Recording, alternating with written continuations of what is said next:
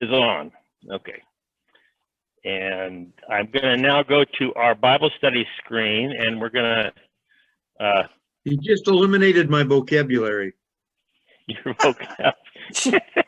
Okay, so we're going to... Okay, here we go. Everybody see that? No. See what? Yeah. Okay, it's up. It's Herron Bible Study. Paul's letter to the Romans, chapter 4, 1 through 25. That's what we're going to look at tonight. And let me see if everybody's... Okay. So last week, the caption was, but now, and it was because we had the week before we talked about how terrible man is, and it was such a terrible thing to look at, the depravity of man, that we had the privilege of looking at. But now, through faith, we have a right relationship with God again. So this week, chapter 4 is all about faith. So we're going to be talking about faith, and we're going to recap a bunch of stuff, and we're also going to go back in time today. That might be all we get done, but we'll see how far we get. But we're going to go back and look at a little bit at what we talked about last week, which was in chapter 3, 21 through 31. In verse 21, Paul gave us God's answer to man's failure. Man blew it, but God had a plan. In fact, the plan started in the garden when he said to the serpent and to the woman that her seed would bruise the Satan seed's head, and the Satan seed would crush, or it would her seed would crush his head, and his seed would bruise his heel. So Jesus would have his heel bruised, but Satan would have his head crushed. That was kind of the beginning of what God was going to do to redeem man. And so then in verse 22 through 24, he told us how the gift of righteousness is obtained. So he said that it would be obtained through faith, not by works. And we're going to talk a lot about that today, how that all works and how that relates to us today, just like the Old Testament stuff. We discussed some of that, but we're getting into more detail tonight. And then in verse 25 through 26, he told us how and why this gift works. It's through the blood of Christ. It's God's blood himself shed to appease the wrath of God against sinful man. That's how this gift works. Yep. Does somebody have something to say? Go ahead. Or not? Okay. Yeah. Just if you have something, just speak up. Anyway. And then 27 through 31 gives us the results of God's gift has on mankind. The result was, if you truly have a relationship through faith, there's nothing to boast about. We're going to look at that in more detail tonight. And that righteousness is obtained through faith alone. Works has nothing. There's nothing you can do to obtain righteousness. It's all through faith. And God is. We looked at the fact that God is not just. He's one God, but he's the God of all mankind. He's not just the God of the Jews. So the last part we looked at was that faith does not make the law obsolete, but it actually establishes the law. In fact, the Bible tells us that not one letter of the law will pass away until all things have been accomplished. So the law is always going to be there. It still shows the righteousness of God. So this week, we're going to dig into faith. But before we do that, and I really struggled with this. I went tonight, I was setting up studying this, and Carol will tell you, I was just putting all this information down, and then I got really tired and I went to bed, and I woke up and God had me come out here and completely change it. So, so for the better. So anyway, so this is what he wanted. This is what he wanted me to do. this is how he wanted us to go through it. He wanted us to go back to the beginning. So before we look at Romans chapter 4 and dig into the justification of Abraham, we're going to go back and look at man's relationship with God before our fall into sin. We're going to kind of touch on that, and all this is in Genesis. And then we're going to also look at our relationship with God after our fall into sin. So before our fall into sin, and then after our fall into sin. And then last, we're going to look at what we lost because of our fall into sin. So those three things all happened because we sinned. So if we go back there, and I'm not going to read all this, so anyway, see if I can pull these. There we go, right there. There we go. Okay, so anyway, when man was created, he was created in righteousness. He was right before God. We were actually created in the image of God. So, and we look like, did we lose Virginia or Jenny? No, I'm Okay, here. you're still there. Okay, good. Thanks. I just want to make sure. Okay, so if you read here, God created us in His image. God blessed man and said to them, "Be fruitful and multiply." So the righteousness of man was revealed in God's personal relationship with Him. We had a personal. He walked with us in the garden. He talked to us. We had a personal relationship. We had self-worth, righteousness. We were righteous for Him. He said, "Be fruitful and multiply and subdue the earth." To fill the earth, subdue the earth, rule over the earth, and what that did, those blessings that God gave, God gave us the ability to be fruitful and multiply and fill the earth, and He also gave us the responsibility to subdue and rule the earth on every living thing. So that is like self-worth. That gave us self-worth. And then last, the righteousness of man was revealed in God providing for all of man's needs. So if you look at that part there, He provides for food, he provides for clothing, He provides for everything that we need to live on His planet that He created for us. So the righteousness of God, the righteousness of man was revealed in God, declaring that all He had made was very good. So he made man, He gave us everything we needed, and He said, "This is really good." Well, there was one thing wasn't good, but He took care of that a little bit later. But He said He had created to them was very good. Then man's righteous, we're going to take up man's righteous, fulfilling life. This was before the fall. God gave man everything he needed to live a righteous, fulfilled life. First, He gave us a beautiful garden to live in, everything that we would need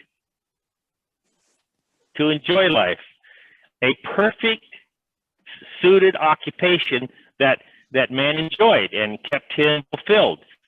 In the garden, he was to cultivate it and keep it and watch over it and protect it. And that was something that he was created and he was very good at. So he was fulfilled in his responsibilities. Then if you look here, the Lord commanded the man, saying, "From the tree of all the gardens you may eat freely." So he gave him all the food he could eat. We had no need of anything, no need of food, no need of clothing, no need of anything that God hadn't already provided. Not like today. We're in need of everything now, but God still provides. For Lord God said, "It's not good for man to be alone, and I will make him a helpmate suitable for him." And the Lord fashioned into a woman, took the rib out of the man, and fashioned her and brought the man. So God then made man the perfect helpmate to share in his perfect life. So we're basically we got a perfect life there, which is one of the problems, probably. We always seem to fail, but everything's perfect. Also had a perfect climate in the garden. The man and his wife were both naked and were not ashamed. Well, the weather must have been nice. It wasn't too hot. It wasn't too cold. It was perfectly comfortable. God had a nice thermostat on the world at the time and kept everything just perfectly suitable for the man and his wife. And so anyway, so the last part, Genesis 3:4-7, man falls from righteousness. So man believes the lie that Satan gives him, and it changes his course of life.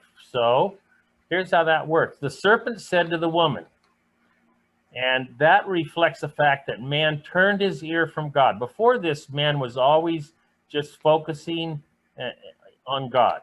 God was man didn't listen to anybody else. His relationship was with God alone. But now the serpent talked to the woman, so the woman's listening to somebody other than God. And Satan sets the trap. He sets a trap, and the trap is he denies what God said, and he says, God, you shall not surely die. So he basically tells the woman that she's been misled by her creator, and she's stupid enough to follow on with this. And so the man also takes the bait, and he eats of the fruit that she took from the tree of the knowledge of good and evil, and she ate it because she thought it looked good and it looked tasty and it was beautiful to the eye, and it was desirable to make them wise. So she thought, wow, I'll be wise, I'll take it. So man takes the bait, and Satan basically says, and she gave also to her husband, and he did eat. And that's the picture of Satan saying, I got you. Because before that,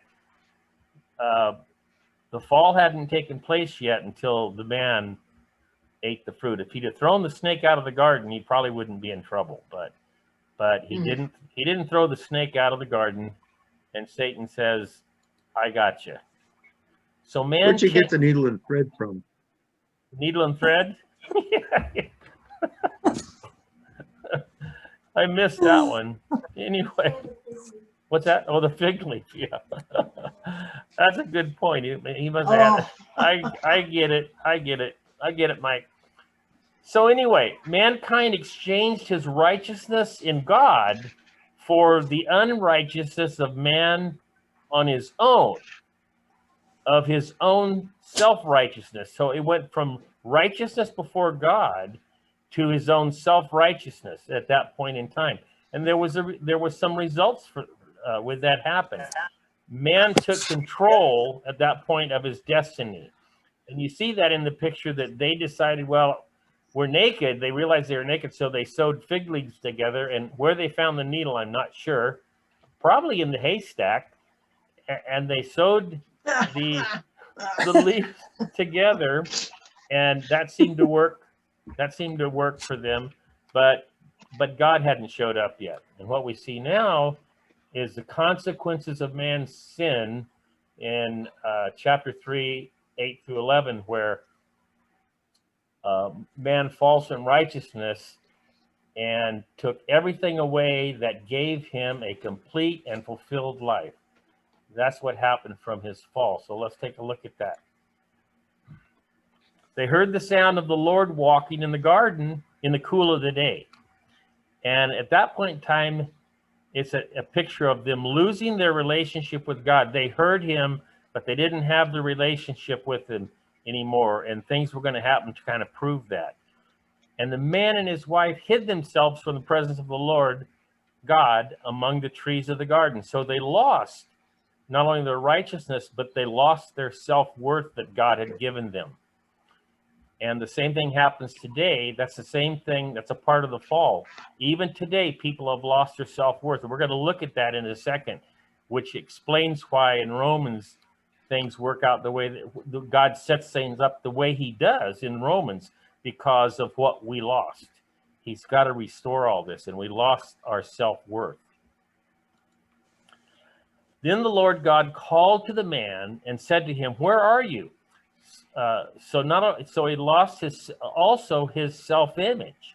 We have a lower self-image of ourselves now. It's a picture. There is God saying, "Where are you?" He's hiding because his self-image has been destroyed. He doesn't want God to find him. He's fearful. He's never been this way before. He's never been fearful. Okay. Yeah.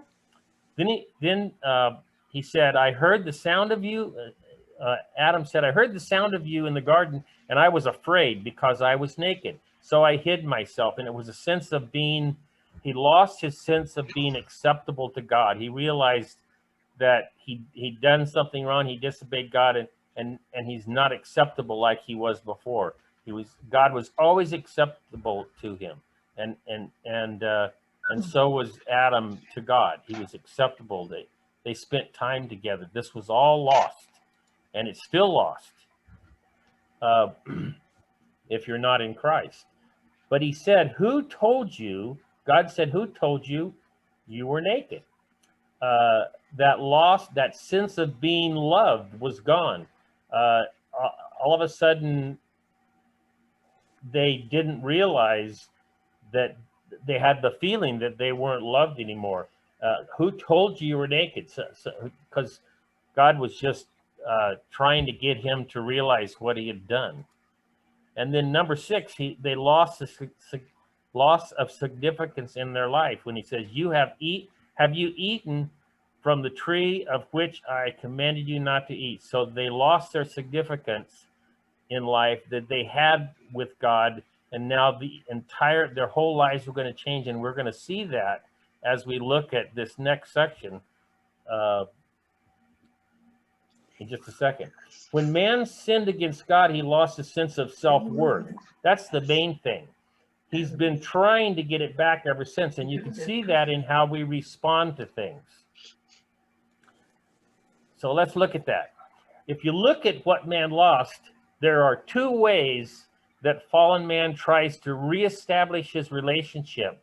And in doing so, he regained the sense of self-worth that he lost. That's what we try now, but neither one of those ways works. There's 2 different ways. We're going to look at those that since the fall, man has been trying to reestablish that. One of them is this keeping the law. One of the ways that man tries to reestablish his connection with God is by keeping God's law. And they work for God's favor in their own self-righteousness to regain that self-worth that they lost before with God. So that's their way they try to get back their relationship with God. And we see that all over the world. We're going to look at some of the different ways we see that in just a second.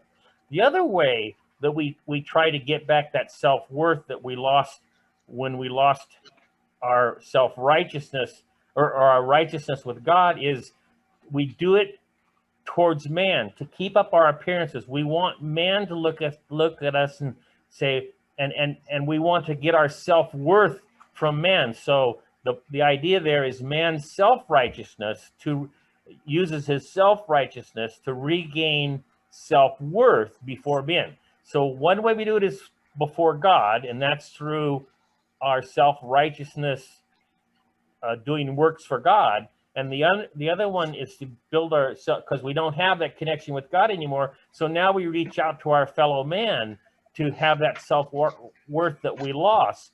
And we do that by using our self-righteousness to reach to man. Now, here's some of the different ways we do that. Well, let's look over here on the number 1 side, keeping the law.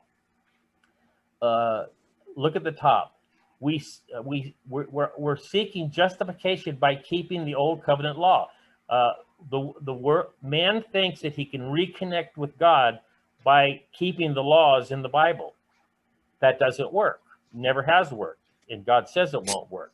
The other way we do it is religious acts, traditions, and rituals. You see this in a lot of churches today. The big Catholic churches, you see this all over. They have incense, they have all these traditions and these fancy robes and these weird hats and these big crosses, and they think that by having these fancy rituals before man and doing all these fancy things and having these fancy buildings, that they are going to regain their self-worth with God, and that's not how you do it. That doesn't do it. The third one there is they try to be a good person in the eyes of man. So it's like the Pharisees in the New Testament. Jesus talked to them and said, "You hypocrites! He called them terrible names because brood of vipers and just evil people, because their whole religious focus, was try to rebuild their self-respect or their self-worth with man in order so that they would have a feeling of self-worth. And so they would pray in the streets, and they would wear long tassels on their robes. And these were things men would look at him and say, "Oh, what a wonderful, wonderful person he must be." And so that's how they're trying to regain their self-worth, which they lost in the garden. The third thing there is touting their good deeds before God. And that would be like the guy who stood in the temple, and there was a man there praying, and he was praying, and the man was praying, "Oh, I'm such a sinner. God, forgive me for all the terrible things I've done." And the other man there, who's the great religious guy, says, "Thank you, God, that I'm not like this man and wicked." So they tout their good deeds before God to try to make themselves, and we do this today, make ourselves relevant to God and give us back our righteousness before God. Religious legalism. We don't have certain things. I was raised in a church like this, no guitars, or don't have a TV, or you can't drink a beer, or you can't pull a slot machine, or whatever. Maybe some of those things aren't good for you, but you can't eliminate those things from your life, thinking that if I eliminate all those things from my life and I walk this tightrope of religious legalism, that's going to make me give me back my self-worth with God, or make me righteous again before God. It doesn't do that, because that's, again, a law, and we're not self-righteous by the law. Keeping up appearances of being a Christian, but denying its power. That's another thing Jesus talks about in the Bible. You look like you're a really good person, and you're serving the Lord, and everybody says, "Wow, that Carol, she's really a nice person. She's just a really sweet person, and she's a really good Christian person." And if she's doing that for the purpose of getting their self-worth or the self-righteousness or righteousness that she lost from God, then she's doing that for the wrong reasons. People should see that as real, not fake. And I do the same thing. We all do the same thing. So seeking justification by good works doesn't work. Now, on the other hand, and this is for people who are not religious people. This is for people, the daily people. They also lost their self-worth, and they're living lives of self-righteousness. And the way that they try to gain their self-worth is before man. And here's how you do it. They boast of their irreplaceable wisdom, how smart they are. Have you ever, I have friends. Everybody has friends. I have a special, really good friend that just thinks he knows everything. And he boasts of how he knows everything. And it's very annoying when you're sitting down listening, and this every answer, he's got an answer for everything, no matter what. Not a Christian, but he knows everything that has to do with the world. So he's getting his self-righteousness through boasting. And you'll see a lot of people like this. That's how they fulfill their need of losing their relationship with God. They do it through their boasting of incredible wisdom, bragging in their portfolio of great achievements. And that's what things in their past, jobs that they've had in their past. Maybe they don't have them anymore. They're now in a different time in their life, but they go back to that, and they get their self-worth before other people by talking about, well, I was a brain surgeon for 20 years, and I was a rocket scientist or whatever, and that's how they fulfill that need for self-worth that they lost when when we sinned against God and lost that connection. Uh, a resume that people make up resume, and the exploitation of their achievements in life. They get self-worth in that too. Make themselves look better in their resume, so that people will say, "Wow, this guy's got a great." It's the same thing. Need of self-worth. Here's a really interesting one: is planting a seed of inquiry to open the door and expose their great worth. In other words, I don't want to tell you that I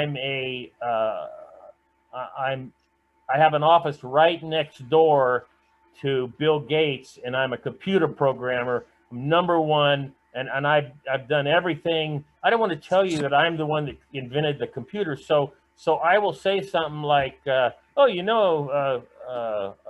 Gates has an office right next to me. So you will say to me, oh, wow, how did you get an office next to Bill Gates? Well, I'll tell you about it. So anyway, it's that planting a seed of inquiry to get somebody else to ask you a question so that you can expose to them how great you are. Okay, we do that all the time. So again, it's a lack of self-worth that causes us to do that. The God syndrome, setting yourself apart from the crowd. You're better than everybody else. Pride. A person with many words of self exaltation. Whenever you talk to them, they're always talking about what life has been and what they've done and all these things. People feed off of self-worth because they've lost it. In fact, if you want to have a good, solid conversation with somebody and get them to a point where they will share the gospel, all you have to do is start your conversation with you're expressing your interest in who they are and what they've done and what they've achieved, because they'd love to tell you all these things. Well, then it turns around, you can tell them about what they really have lost and can find in Jesus Christ. So that's a way to do that, because people feed off of their self-worth, which they've lost. Then the last thing there, the external act of kindness. This is a person that you'll see, and many of us are just like this. We have this external act of kindness with an internal motivation of the admiration of men. In other words, we have no connection spiritually with God, so we're doing these acts of kindness not really because we like doing these acts of kindness, but we do these acts of kindness because other people say, oh, well, look at Dale Miller. He just did all this wonderful things for these people who needed a new car, or he took care of them and gave them his jet ski.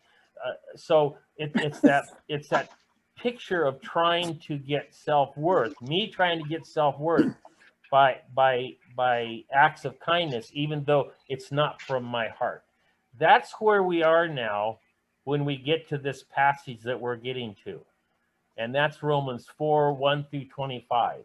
And over this week and next week, or the week after next, we're going to look at 7 topics. We're going to try to look at 3 of them tonight in Romans 4. And it's about how we can regain all these things without being self-righteous. How do we get our righteousness back? And it's very simple. So we're going to look at 7 dynamics of faith. And this is evidenced in a true relationship with Jesus Christ, these 7 dynamics of faith. To get there, we have to first we looked at the fall, so now we're looking at faith to righteousness. And this is where Abraham comes in, because there were other people before Abraham, like Noah, who found grace in the eyes of the Lord. There are other people who are saved by the grace of God, but they're all saved the same way, through faith in God's promise. Like Noah was found righteous in God's eye because he had faith and did what God told him to do. He built an ark. And everybody thought he was crazy because he's out in the middle of the desert, but he built an ark because that's what God. So he had faith in God, and that's how Noah was saved. So let's take a look at the Job. first. Somebody have a question there? No, I just said Job. Job, yeah, I'm sorry, yeah, Job, and Noah was the ark guy, but yeah, Job's a really good book when it comes to righteousness. And the other book that's really good when it comes to the fall of man is Ecclesiastes, where man is right now, in his state right now without Christ, is Ecclesiastes. But those are two books that are really good to study. So how was Abraham made righteous? That's the first question. How was Abraham made righteous? So we're going to take a look at that. We find the answer to that in Romans 4, 1 through 8. Somebody want to read that? If you can see it. If you can't, let me know. Do we have a candidate? Yeah. Anybody? I can do it. Well, what then shall we say that Abraham, our forefather, according to the flesh, has found? For if Abraham was justified by works, he has something to boast about, but not before God. For what does the scripture say? Abraham believed God, and it was credited to him as righteousness. Now, to the one who works, his wage is not credited as a favor, but is what is due. But to the one who does not work, but believes, to him who justifies the ungodly, his faith is credited to him as righteousness. What? Yep. It makes sense. Okay. But David said, well, just as David also speaks of the blessing on the man to whom God credits righteousness apart from works. Blessed are those whose lawless deeds have been forgiven and whose sins have been covered. Blessed is the man whose sin the Lord will not take into account. Okay, so how was Abraham made righteous? So let's take a look at that. Let's tear this apart. He believed. He believed. Okay, that's right. And that's always the right answer. That's always the right answer to everything. It's all, like I was saying last week. If you're not sure about the answer, just go back to Jesus Christ. It'll always be right. So let's look at this. What then shall we say that Abraham, our forefathers, according to the flesh, has found? So this is something that Abraham has found. So what is it that Abraham has found? Let's take a look at that. First, question, by which of these three scenarios was Abraham found to be righteous? Let me read them off. 1, keeping the law, a work for God's favor by self-righteousness to regain self-worth before God. That's number 1. Which one is correct? Or whatever. Keeping up appearances by man's self-righteousness to regain self-worth before man. And then the next one is all of the above or both of the above. And the last one is none of the above. So which is the right answer? None of the above. That's right. None of the above. 4. None of the above. Although if you realize we just talked about the other two, those two things are the two things that man do today, even in the church and in the world.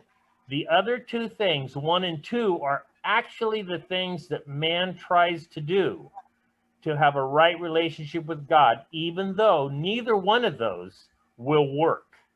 Isn't that interesting? They don't want to do it right. So let's look at how Abraham found his faith.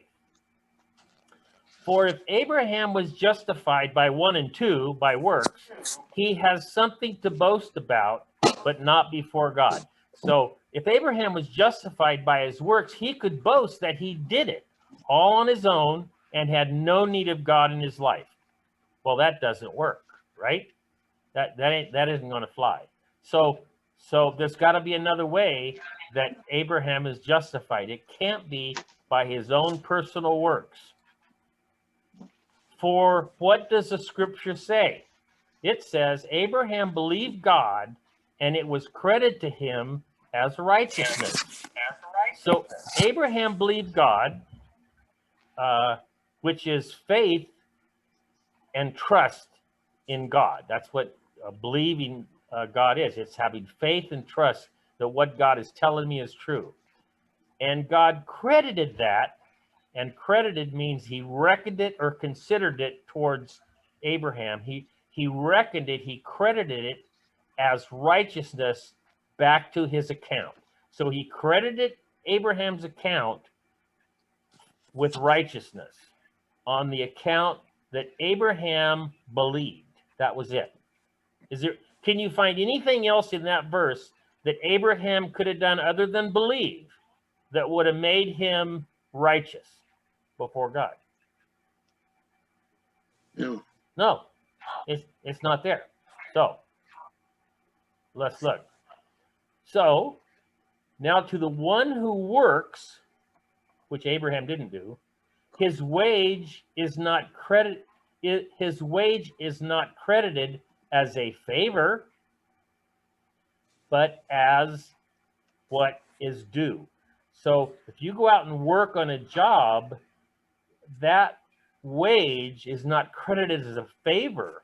It's a required payment due. So if Abraham's righteousness had anything to do with works, God owed him something. That doesn't work. God doesn't owe him anything. God had to do this in a way that everybody could be made righteous in his sight. It had to be done other than works. But to the one who does not work, but believes in him who justifies the ungodly, his faith, that person who doesn't work, has no works involved, he isn't doing some fancy religious thing in front of the church and saying all kind of mumbo jumbo about God. It's no kind of works. It's simply that person who has faith in God. He believes in him who justifies the ungodly. But the one who does not work, but believes in him, Jesus Christ, who justifies the ungodly, his faith is credited as righteousness, just like Abraham, just as David also spoke of the blessings on the man whom God credits righteousness apart from the works. So faith apart from works is credited as righteousness, justifying the ungodly. That's all there is to it. Righteousness is accredited through faith, period. There's nothing you can do about it. Now look at this next thing, because it relates to Psalms 32:1. Blessed are those whose lawless deeds have been forgiven, period. That's it. Blessed are those whose lawless deeds have been forgiven and whose sins have been covered. And how are they covered? By the blood of Christ. Blessed is the man whose sins the Lord will not take into account. That has nothing at all to do with our works. Zero. Nothing. Nada. Now, when was Abraham made righteous? So we know now that he was made righteous by faith. But the question is, when was he made righteous, and how does that affect us? Because we're Gentiles, and he was the father of the Jewish nation. So you have the Jews and Gentiles, but we know, as we've studied earlier, that Abraham was made righteous through faith, and that affects both Jew and Gentile. So let's look at that. And we'll tear this passage apart. This is the blessing then on the is this blessing then on the circumcised, that's the Jew, or on the uncircumcised also? For we say faith was credited to Abraham as righteousness. So the question is this blessing of being made righteous by faith for the Jews only, or does it also include the whole world? Okay, it does. Well, let's look at why. Look what he says here. How then is it credited while he was circumcised or uncircumcised? So the question here is, was Moses circumcised when he became righteous before God?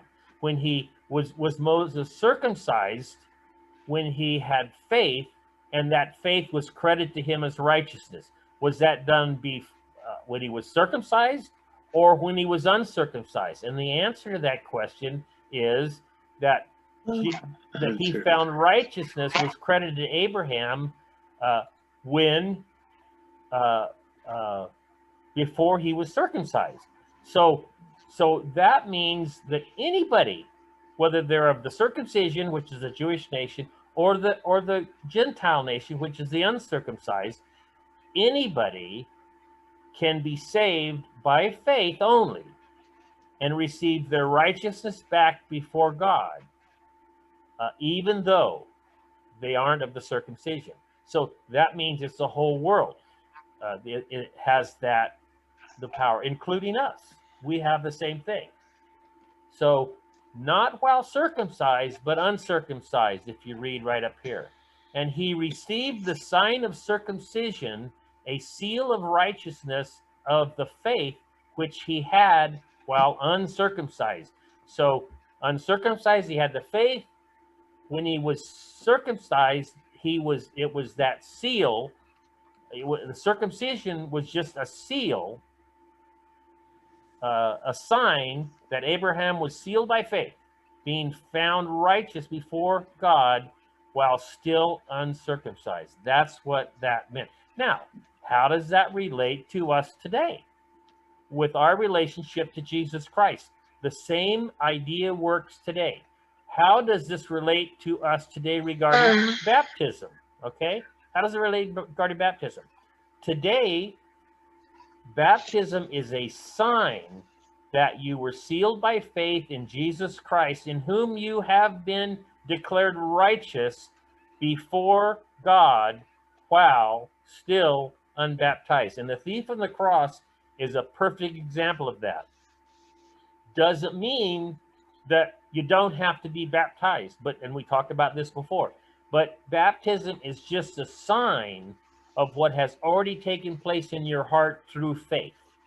And it's the same thing as looking at circumcision. Baptism isn't going to save you. Going to church isn't going to save you. Walking down the aisle isn't going to save you. The only thing that can save you is your faith in what God said about his son, and your faith in his son. You're trusting Jesus Christ to save you, because God said God said he so loved the world that he gave his only begotten son, that whoever believed in him would not perish but have everlasting life. Your faith in that statement saves you. Any works to get there has no impact on your salvation at all. Does that make sense? Mm-hmm. So, Yes. So then, why was Abraham made righteous? So the question is why? Why was he made righteous? Well, the easy answer to that is because he was unrighteous and God loved him. But let's take a look at it. I have a line through there because that kind of ties into the last passage too, but we'll read it.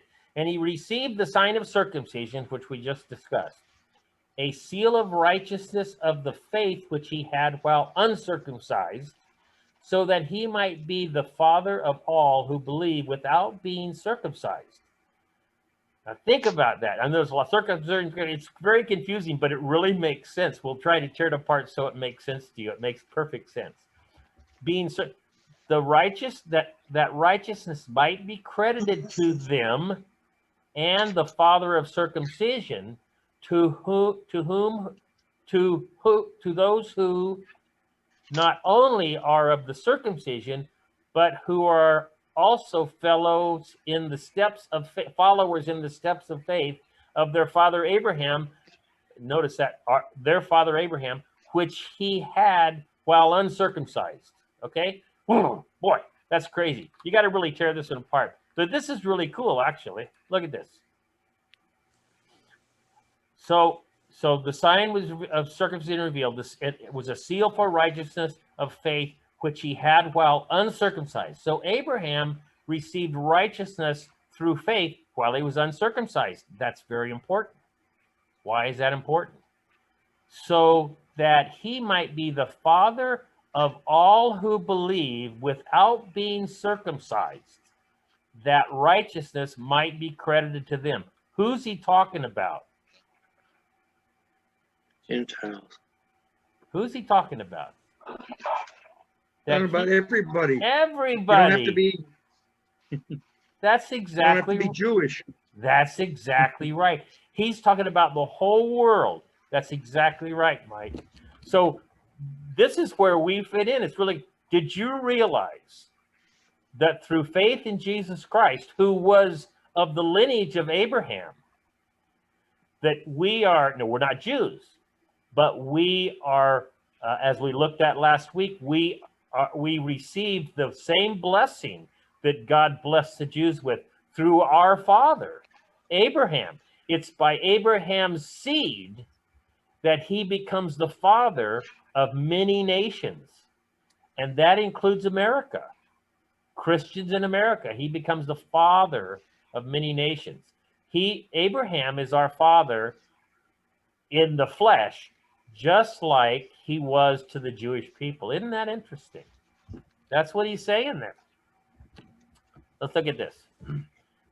So why was it necessary for Abraham to receive righteousness by faith before he was circumcised? So that he could be the father of all who are righteous by faith, whether circumcised or not. We just discussed that. Secondly, so Abraham would be the father of all who follow in the steps of faith he took while still uncircumcised.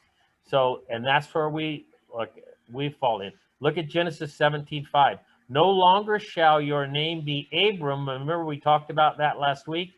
But your name shall be Abraham, for I have made you the father of a multitude of nations. That includes Christians in every nationality there is, who follow in the same faith in Jesus Christ that Abraham did. Isn't that cool?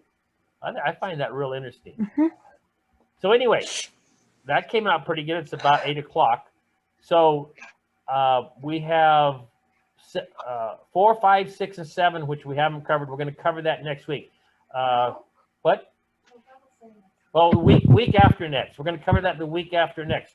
Although I might be online if I can get online on our trip down there, if anybody comes out just to say hi. But in case somebody doesn't get the message or whatever. But anyway, so the next time we do Bible study, we're going to do a more in-depth study of this faith. What is the opposite of faith? We're going to look at what the opposite of faith is. And this is all in the last 4, 5, 6, and 7. It's from 13 through 25. So if you want to read ahead in Romans 4, 13 through 25, you can. It's going to include that. What are the effects of faith on our lives? What should be the effect of faith on our lives? What faith actually is? And what are the benefits of faith? There's benefits of faith. What are those benefits? As Christians, there's benefits of faith. So anyway, I'm going to try to throw these. Did the rest of this come out pretty clear? Yes. Okay. I think what I'm going to have to do is, in fact, I'm going to kill this. Let me stop this sharing. We're done here. So we can all see each other. And I'm going to stop the recording.